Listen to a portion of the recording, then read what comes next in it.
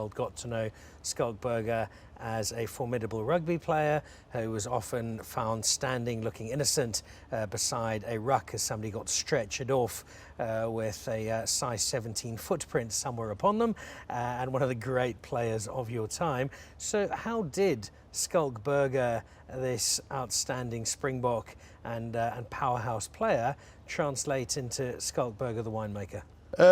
You know, not a well-known story. As a youngster, you know, we were very poor, and so I used to work in.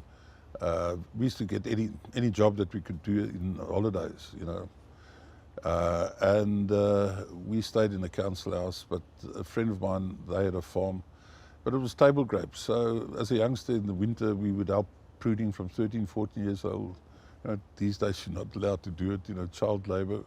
We used to prune the vines, and then come summer we used to help, you know, form the bunches. And when all the people went to Hermanus on holiday, I used to look after a farm and irrigate the farm and stuff like that. So I always had a sort of like affinity towards the vine, you know.